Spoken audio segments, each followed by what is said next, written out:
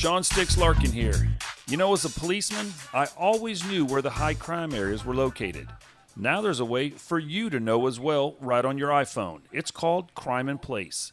Using current FBI data, Crime in Place steers you away from the places you don't want to be, and it works anywhere in the country. So before you go down the street or out of state, go to crimeinplace.com and get your free download of Crime in Place. Stay aware, stay safe with Crime in Place. That's a good app. That's a great app. Hey, you know, like people, there's a lot of people out there that know where like bad parts of town are because Hollywood has kind of made it like that. Like we know we don't go to the Bronx, right? According to Hollywood. We know we don't go to places called Compton, right? According to Hollywood. Those are the bad places. But Sean, today we got ourselves a guest who he not only did he go to those bad places, he worked in those bad places for years. And when Both Bronx and Compton? Yeah, both at the same time. Bad commute though. He had a lot of miles on. Just take that red eye overnight. How's he doing this? He does that a day on, day off. The guy thing. But yeah, today our guest is Fred Reynolds.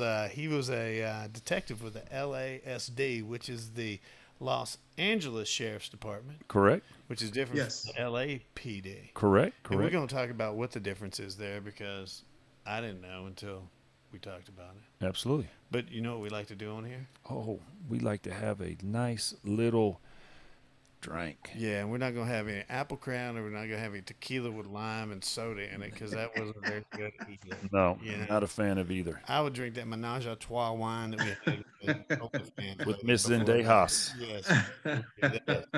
Well, hey, Mr. Reynolds, we're happy you're here with us today. Can you tell us what we're going to be drinking? Yeah, I have a bottle of Uncle Nearest 1856 premium whiskey, 100 proof. They tell me it's good. Yeah, well, we have Uncle Nearest 1884 small batch whiskey, which isn't as manly, but we're going to try, okay? You guys got a head start on me. I won't hold it against you. All right, well, cheers to you, sir. Thanks for being on. Cheers, brothers.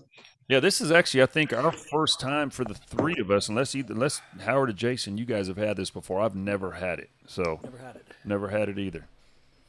And we got this from our good buddy Lance Parkhill at Parkhill Liquors here in Tulsa. You know, we also do a little bourbon review every once in a while. We could have a little bourbon review right now with this one. I mean, it's got some cinnamon on it. And then it's got some pop. And it's got some stuff in the back that's... What's your thoughts, sir? I wonder what that 100 proof tastes like that he has. It might be better than this stuff. Yeah. No, all right. It's not too bad. It's okay. It's not from Kentucky, I don't think. You can always tell it's not from Kentucky. Where's this made? Hey, let's do a podcast. It's freaking Tennessee, Shelbyville. Tennessee. It's Tennessee whiskey. All right. Smooth as Tennessee whiskey. Fred, tell us how you got into being a cop, man. We always start with that question. Well, you know what? My journey to being a cop was it was kind of it was eventful, to say the least. I never dreamed I would be a cop. I kind of grew up on the wrong side of the tracks in Detroit, fell in with the wrong crowd. I left Detroit so that I wouldn't get myself involved in something that I couldn't get out of, and I ended up joining the Marine Corps. And I was in the Marine Corps for a little over 3 years. And while I was on leave one weekend, I met a young lady at a nightclub, and she just happened to be from a city called Compton, right?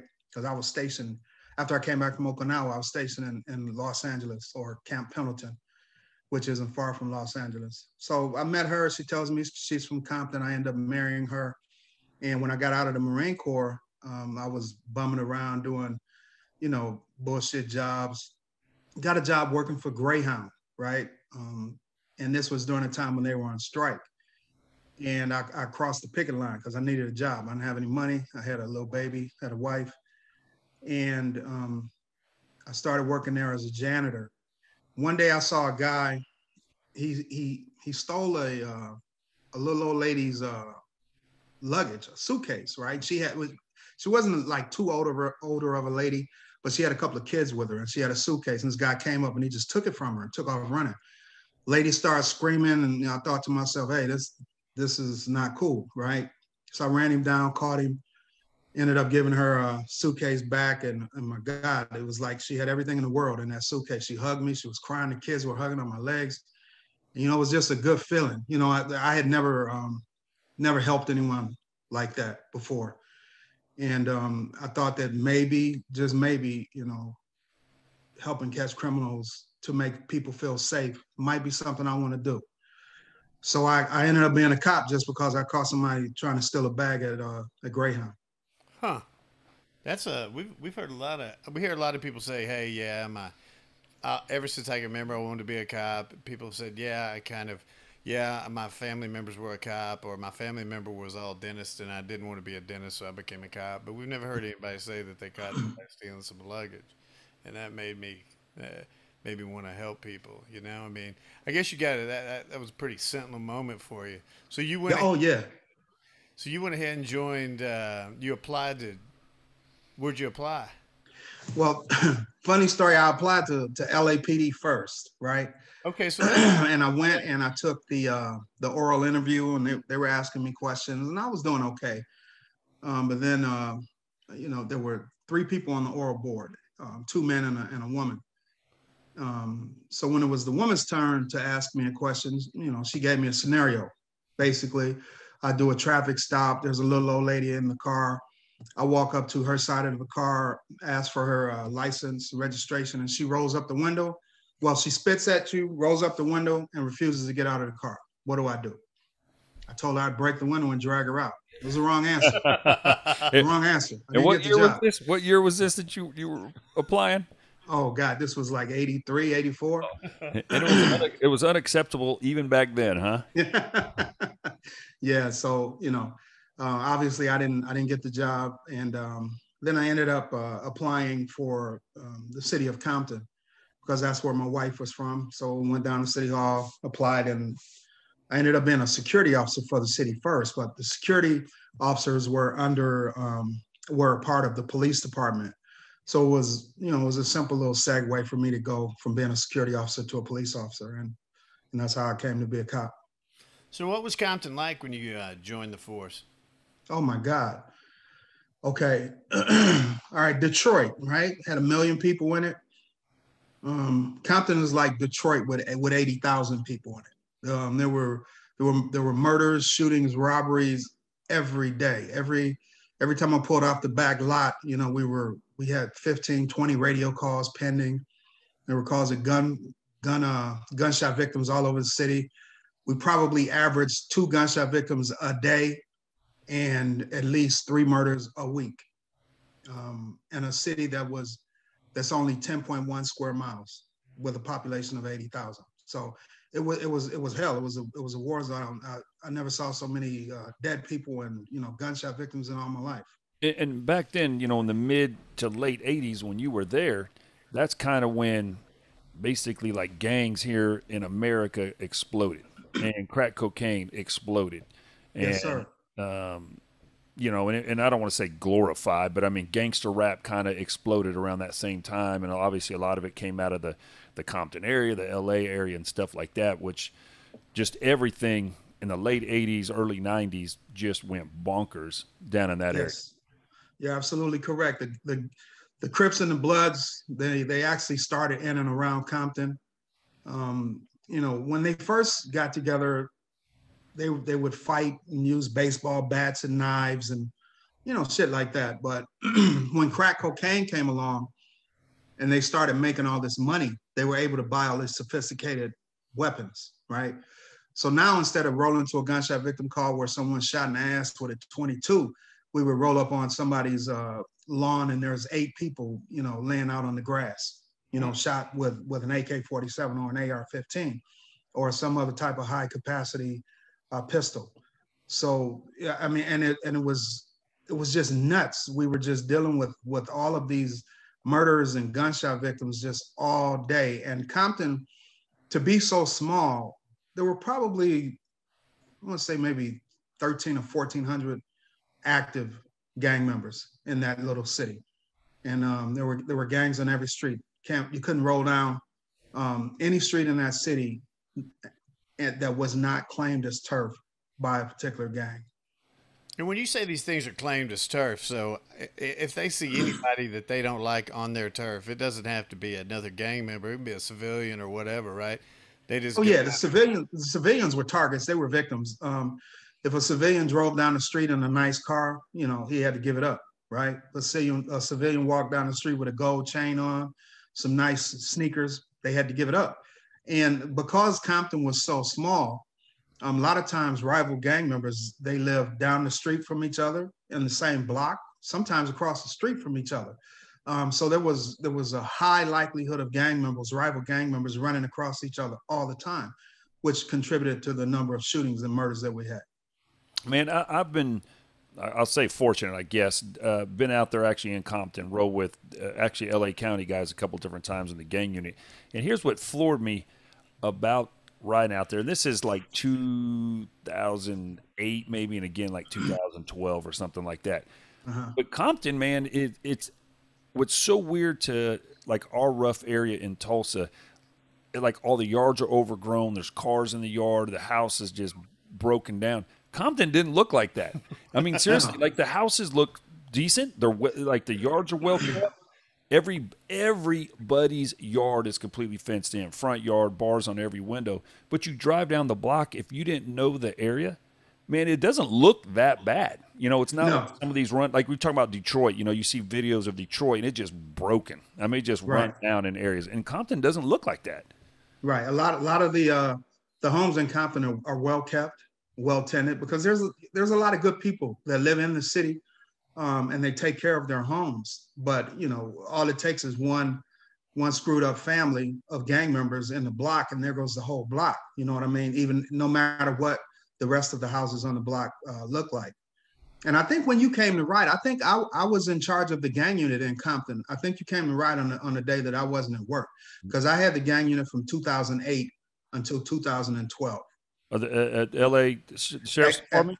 yeah, at the sheriff's department, I was over it's called OSS, Yeah. Operation Safe Streets. So, you know, That was David my Honor, team. I think. Yeah, I know Dave Line. Yeah, Yeah. he's a So that's, lieutenant now. yeah, yeah. So that's who I kind of clicked up with at first. And another guy named Bryce Chalmers is who I ended up rolling around with the second time. Yeah, I know Bryce. I know they're good Yeah, cops. good dudes, man. Good Had a cops. good time. We went on a search warrant with your guys on a shooting case, like one of your detectives, and another time when I was rolling with Bryce Chalmers, these guys, we hit a block where there was, and I'm not exaggerating, had been 100 bloods out in the street, dressed out, and what it was, they had just been at a funeral for one of the homeboys that got killed, and so everybody was decked out. And as soon as we hit the block, dudes took off running everywhere. I mean, Yeah. it was an eventful time. What do you mean dressed out? They had gang paraphernalia on. They They're had just- like the Crips T-shirt. Yeah, no. They were bleeding is kind of the street term for it. I mean, these guys were they were decked out in red head to toe. Everybody, I mean, all of them, men, women, everything didn't matter. Yeah, there's two occasions when they dress out like that. It's one obviously is during a funeral, right? The other occasion is every gang has what's called a hood day, Good day. right? Yep. And it falls on a particular date and month of every year. And that's the day when members of that particular gang, they'll get together, they'll dress down, and you know, everybody will be wearing whatever color their particular gang wears. And they discuss what's called hood politics, like who needs to get killed, you know, who's. I'm serious, dude. They call it shit hood politics, and they discuss like real serious fucking business, you know. And people end up getting whacked after those things a lot of times. Right. Yeah. And guys, just for our listeners out there, I mean, guys don't dress out like that anymore. I mean, that's No. old. That's old, played out a long time ago. Some of the youngsters, your little 13-year-olds, they might wear colors, but nobody else does, except for just exactly that. Like, you know, here in Tulsa, like we've got, you know, 57th Street Hoover. So 5/7, May 7th, that's their day. That's their hood day, May 7th or 43rd or whatever it is, 4/3. So Yeah. we're educating people here. Hood politics. Good politics, yeah. We would call a conclave. Man, so you go from Compton, and I know eventually Compton PD, they get phased out. They no longer have their own police department. They kind of, LA County Sheriff's Department ends up basically takes, you know, patrols that area now. They're responsible for that area. When that happened, is that when you moved basically from Compton PD to the Sheriff's Department? Yes, I was. It happened September 17th, 2000 is when the sheriffs came to Compton and took over. And at the time, I was a sergeant for the Compton Police Department, and I was the officer in charge of the homicide unit. And when the sheriff's department took over, I went back to patrol. So now I'm a patrol sergeant for the sheriff's department, and I'm working in a really, really slow city called Lomita. And I wanted to go there because after all the bullshit that I had gone through with the politics in the city, and the sheriff's department taking the police department away from us, I just wanted to go somewhere and relax. So I went to a city called Lomita, and it's by the Pacific Ocean. So all I did all shift long was drive up and down the coast and feed seagulls and shit, right? Surf. Yeah, I mean, serious. It was refreshing for me after seeing all these dead people and just all this gore, for the last 14 years. So I wanted a break. But after a year, I wanted to be a cop again, right? So I applied for the gang unit, the OSS team, and they took me, and they sent me to Century Station, where I had the Century OSS unit. I worked there for about a year, and then I went to Carson, and I had that team for probably maybe just short of 5 years. Then I went to that's when I went to Compton, and from Compton I went to Homicide. Man, why did the Compton PD? Why did that dissolve? What happened there? It was all politics. We had a really, really crooked mayor, and three of the four council people supported everything that he did. He didn't like the chief of police that we had at Compton at the time because, one thing about the Compton Police Department, most of the people that work there, they grew up in the city. They went to high school there. The politicians grew up in the city, so everybody knew each other, right? As kids growing up. The mayor and the chief of police, they didn't get along. So he wanted to get rid of the chief. So they put the chief and his number one aide on administrative leave, and without cause, without reason. Probably a month later, they found some cocaine in the narcotics locker, and they tried to put it on the chief, said that he was, stealing cocaine or, messing with the books, stealing money. So they gave the investigation to me to get to the bottom of what was going on. And I ended up, uncovering like some big corruption in our narcotic unit there, but it didn't have anything to do with the chief. It had to do with guys that were working in the narcotic unit, and what they would do, they would mark dope for destruction, right? Get a court order from the judge saying that we got this much dope, we're going to take it down to Long Beach. There's a place in Long Beach where they burn the dope. Mm-hmm.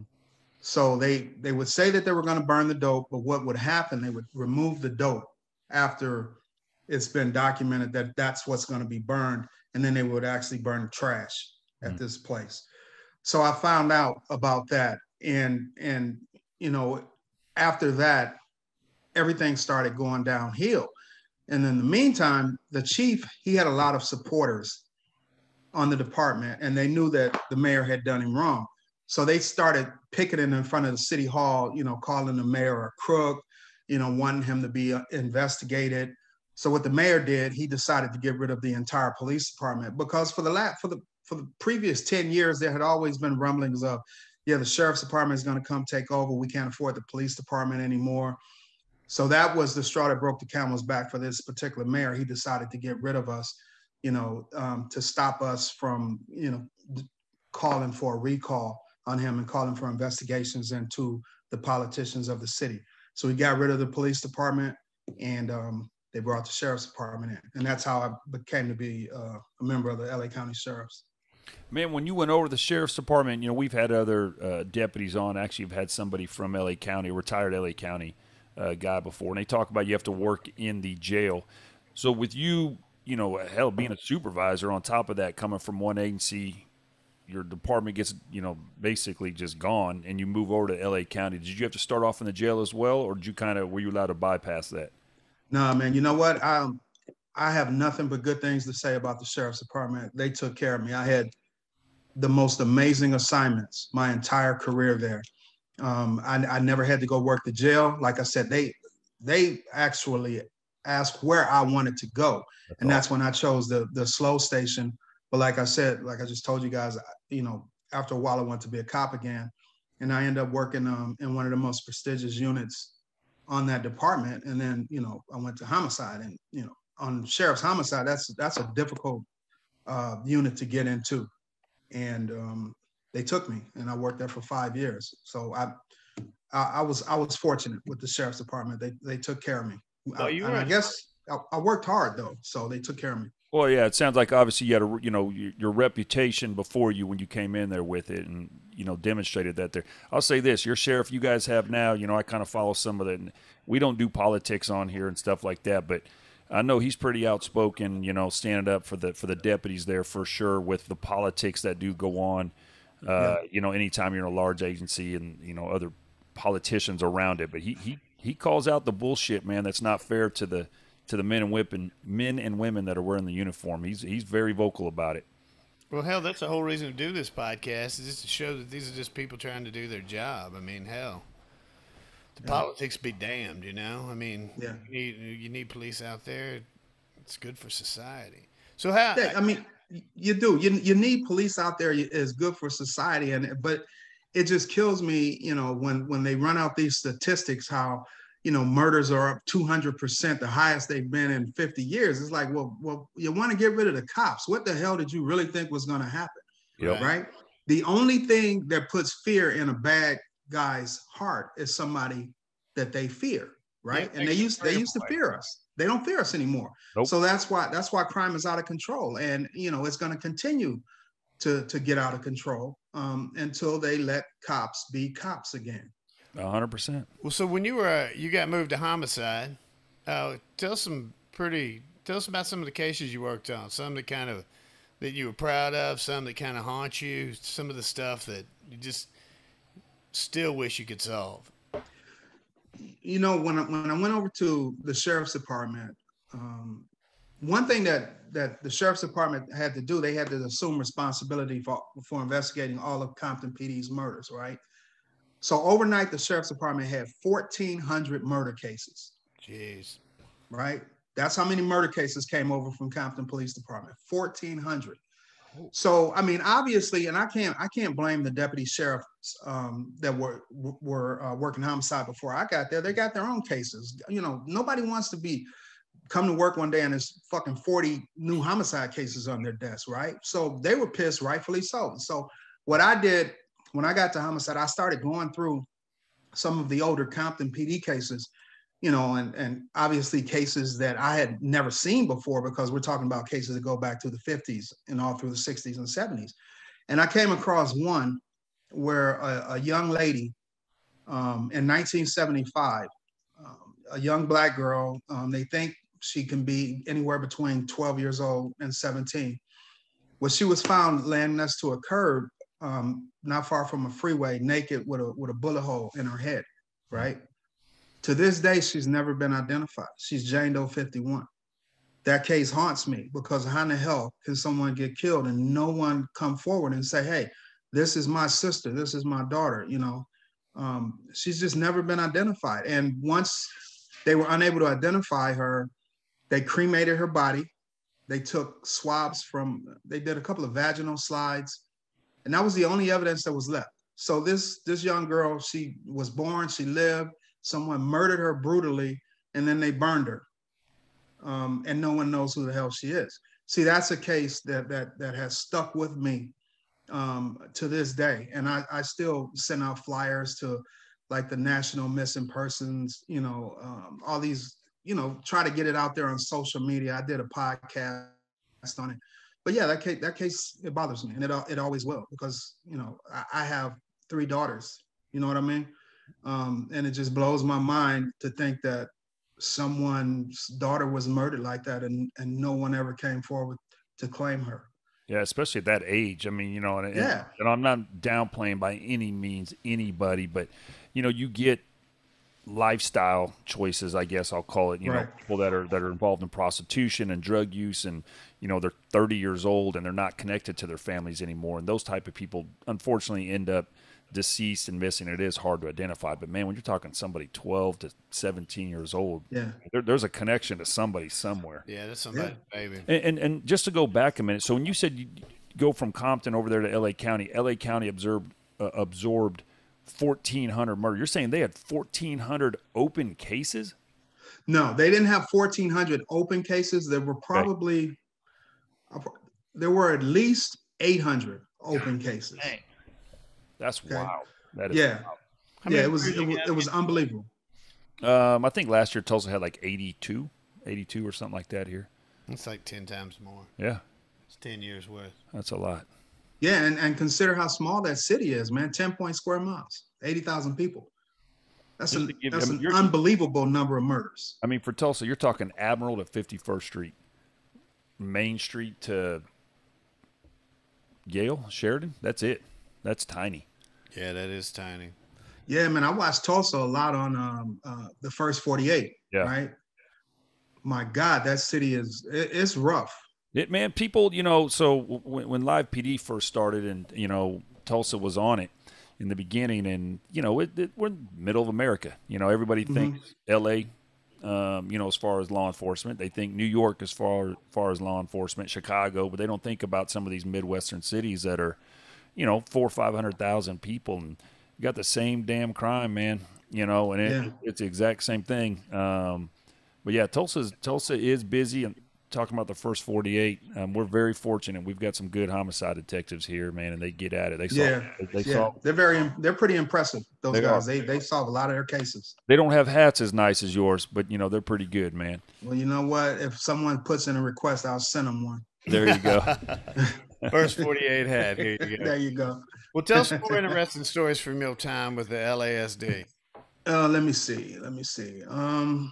I had the first homicide case that I caught once I went over to the sheriff's department. And even though I had worked homicide at Compton PD for a number of years and even supervised a unit, when you go to another agency and you work homicide at that agency, you still have to be broken in, right, by someone that's more seasoned at that particular agency. So I was riding with an older guy by the name of Marty Rodriguez.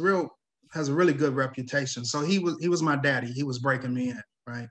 First call out we go to a house in Bellflower, and we walk in, and there's a guy laying on the kitchen floor, and his head has been battered in. You could literally stand over him and look down into his head, okay? There was a huge hole in the guy's head. There was blood all over the house, on the ceiling, you know, cast off blood everywhere, pieces of his you know, skull and brain. It was a really horrible scene, and we must have processed that scene for 2 days. You know, we'd leave a cop on the door, secure it, come back and continue processing it because it was that much evidence. And we ended up solving that when there were two Mexican gangbangers from a local gang. They beat the guy's ass, beat him with metal pipes because he smiled at one of their girlfriends. Damn. Jesus. And we end up catching them, and you know they're gone away forever. But that was probably one of the worst scenes that I came across in 32 years. It was horrible. And this was all over just because they were jealous. Yeah, you know, they're tough guys, you know. So they just decided to beat the living snot out of him. Man, that's awful. Man, humans can do some mean stuff to each other. Oh, dude, we had a case. We find a suitcase on the sidewalk. It's like 7 o'clock in the morning, and some lady on her way to work, she sees this suitcase on the sidewalk, and it has blood coming from the side of it. So she calls patrol unit out. Patrol unit get there, you know, and it's kind of like, hey, this doesn't look right. So we need to call detectives. We get out there, man, and there is a woman. Her name is Carmen Villegas. Never forget her name. There is a woman stuffed inside that suitcase, naked. And the autopsy later revealed that she had been stabbed like 81 times. Damn. So somebody raped this poor woman, stabbed her 81 times, put her in a suitcase, and dumped her on a sidewalk in Compton. Man. Were you guys able to solve that one? We were. We did a good canvas, and we found a witness that saw a cab pull up to the curb, and the passenger in the back, just throw a suitcase on the sidewalk, and the cab took off. So we were able to track down the cab. We tracked down the fare, found out where he picked up the fare. We actually found the apartment where she was murdered. There was blood stains outside of the door. So, we didn't know whether there were other victims inside. So we kicked the door open, went inside, and we found our murder scene. And the two guys that were responsible for her murder, they had left, and they were from Mexico, and we got warrants for them, and the warrants are still in the system. And who knows, they might be at the fucking border now trying to come back into the country. But we were never able to arrest them. Were you? That kind of stuff. I mean, you hear about a lot of that due to like turf wars. Is this what kind of some of this stuff was over, or was this just fucking meanness? Mostly it was over drugs, okay, and with a little bit of turf war, mixed into it. But we also had a lot of murders as a result of, because of race, okay, because we had just as many Hispanic gangs in the city as we had black gangs, and the Hispanic gangs were no joke, okay, they were no joke. So once we had the racial wars, it kind of, it wasn't about gang versus gang anymore. It became, race versus race, and each race just happened to be a member of a rival gang, if that makes sense. But that's what happened for a long time, and we had a lot of murders as a result of that.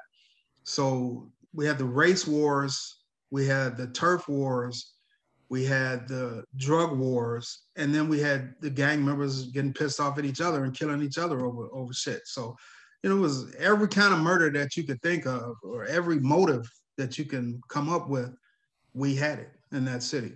Man, are the I know you're retired now, but are the race wars between gangs out there? Are they still going? Obviously, in the prison system, everything is pretty much divided by race in there, and that's how they all fight.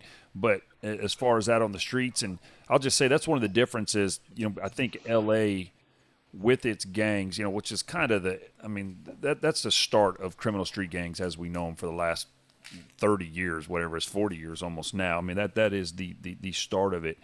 Mm-hmm. But LA is like the only place in the country where you have gangs, that are fighting other races out in the public. Because, everywhere else, black gangs fight black gangs, Hispanic gangs fight Hispanic gangs, white gangs fight white gangs, and so forth. Mm-hmm. But you guys did it. It was a big, big deal back there. Is that still a problem now?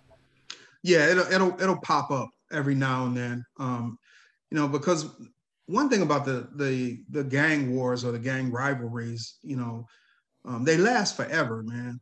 You know what I mean? If a black gang member kills a Hispanic gang member, 10 years ago, right? The kids that come up underneath them, they're gonna feel that, and they're gonna want revenge forever. So it never really goes away.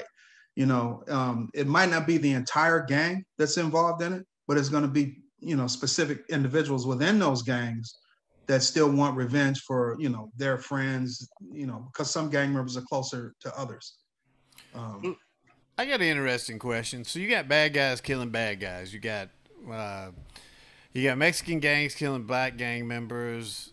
All this sounds good. I mean, this sounds good on paper. I mean, most people go, "Hey, yeah, great. Bad guys killing bad guys. That makes it easier on the police." But I guess the problem is there's a lot of people caught in between that aren't in the gangs, right? And man. A lot of the public's drug into this stuff, and that's why you got to stop some of this. Is that what you saw? And you know what?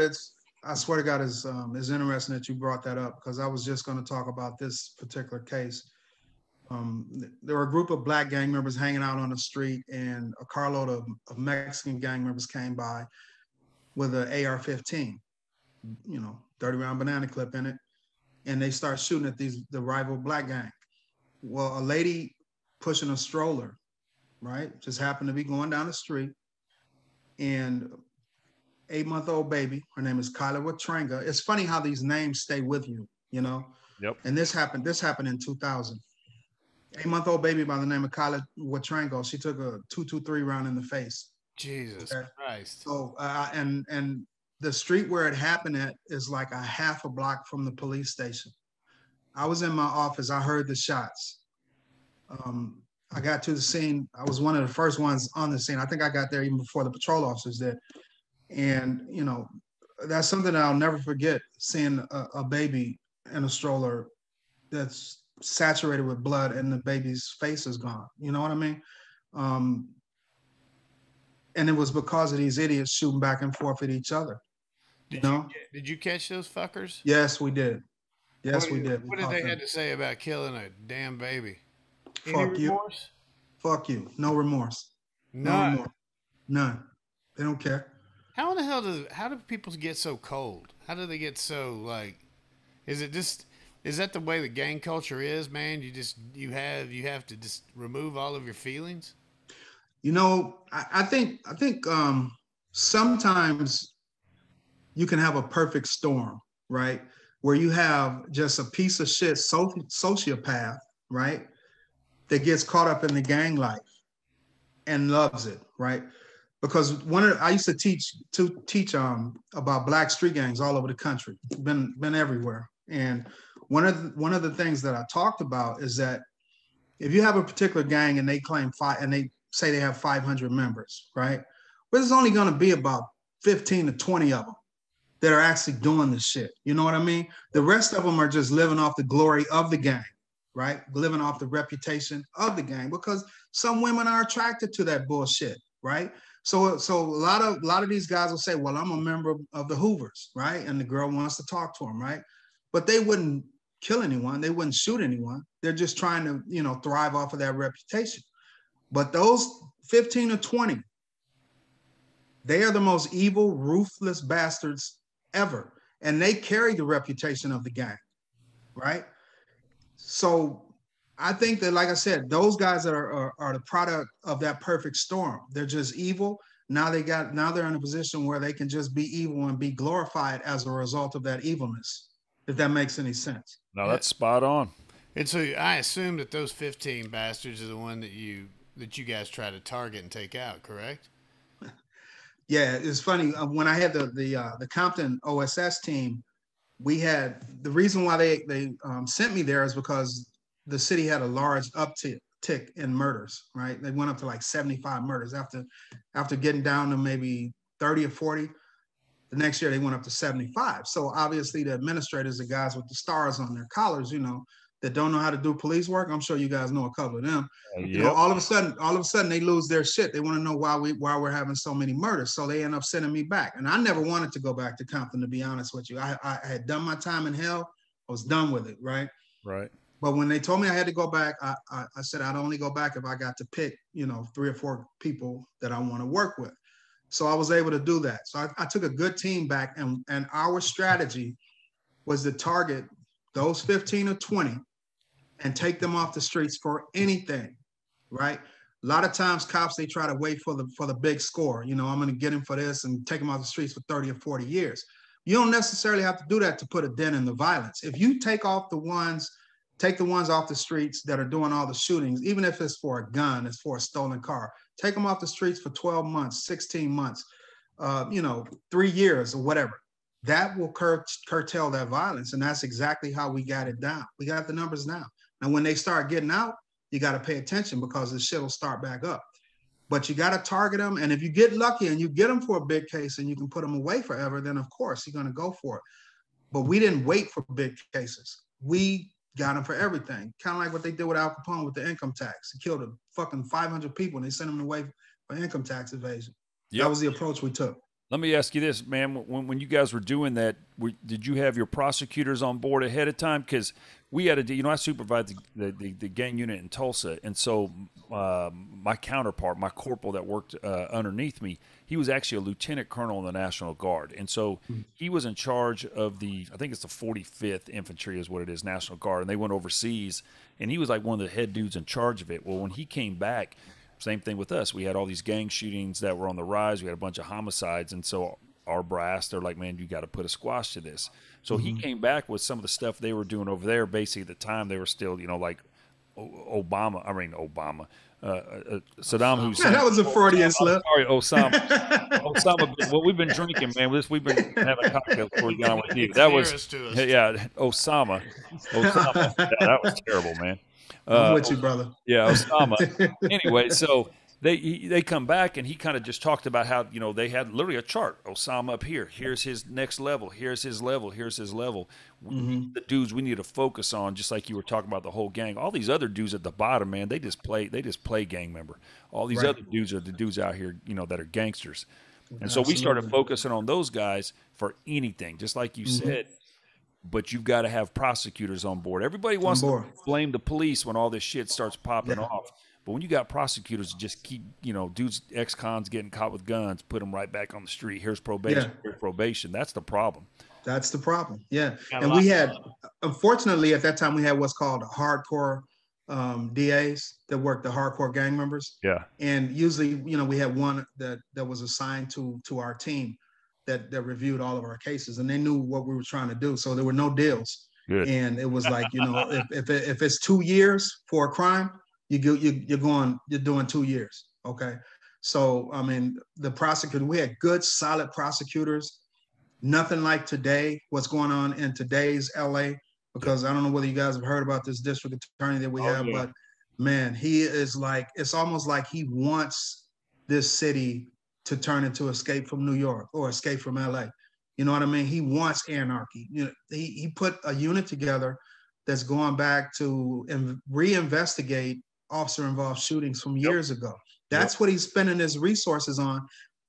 In the meantime, the murders are are going up to an all-time level once again in LA County, but no one's hearing about it because for some reason the media isn't covering it. I have to find out about murders from, obviously I still got a lot of friends that work homicide in the department, and they'll call me, hey man, we're rolling to a murder tonight. It's like, what's going on out there? How is it? Like, dude, we're getting killed. Yep. We're getting killed. We're catching murders almost every night.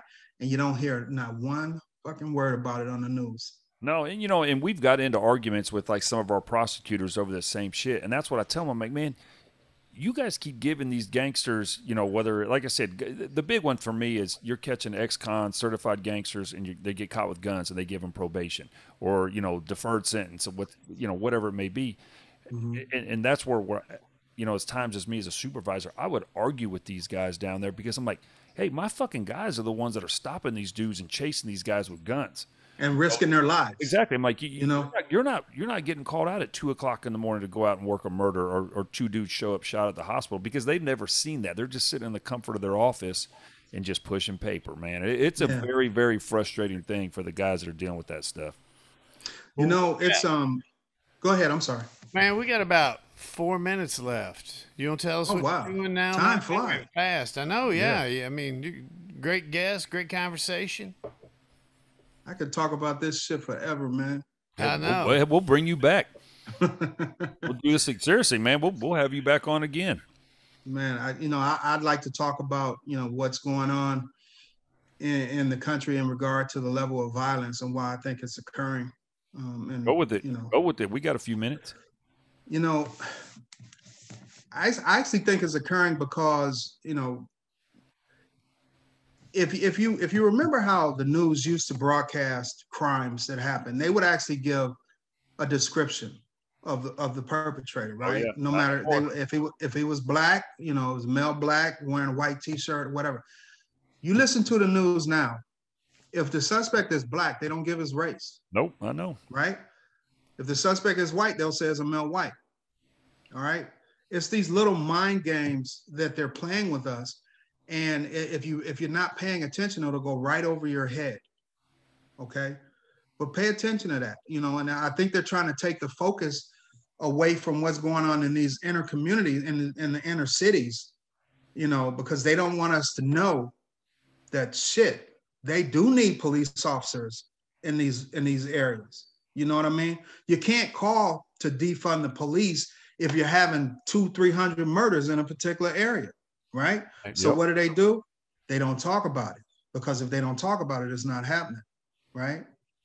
Unfortunately, everybody, most people get their news in the morning over a cup of coffee from that television screen, and whatever the person in front of you tells them, they believe it.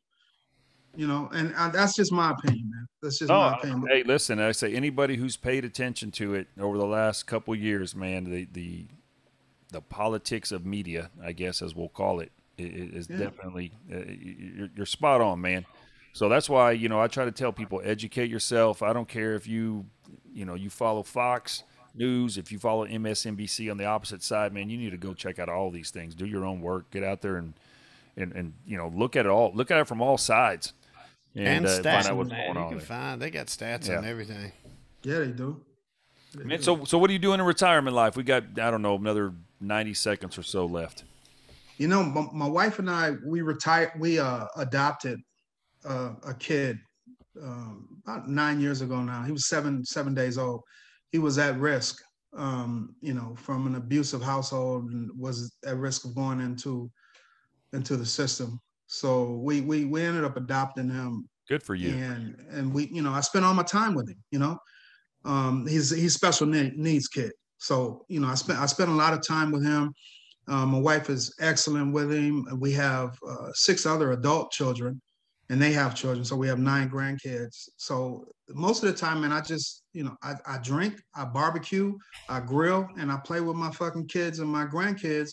And I thank God every day that as many dangerous people as I came across over the course of 32 years, none of them put me in a box. Yeah. Brother. Nope, you made it. That's the goal right there. Doing what you're doing in retirement. That's what every policeman hopes to get to, man. Well, Mr. Reynolds, it was a pleasure having you on today. Cheers to you. Cheers, and don't forget. Oh yeah. Let's go. Put it out there. Hold it up higher. What are you holding in your hand there? Tell us about your book real quick. This is what I did when I retired. I started writing and wrote a book. I had a lot of, as we all do, people that were in this line of work, the emotional trauma that we carry with ourselves, with each other. I wrote a book because, I had to put it down. I had to get it out. And it's about my career. It's about my upbringing, my childhood. It's about the cases that we worked. I talk about the police corruption case in there. I talk about why the Compton Police Department ended up going to the Sheriff's Department, and I talk about some of the more significant cases that I work. And mostly, I talk a lot about my family life and the trials and tribulations that I had to go through to get to the end of this journey. Fred, where can everybody find that book? What's the name of it again? The name of it is Black, White, and Gray All Over, and it's on sale at Amazon and Barnes and Noble. All right, sir. Well, again, we appreciate having you on. Everybody pick up that book. You can hear more of the exciting stories that we heard tonight.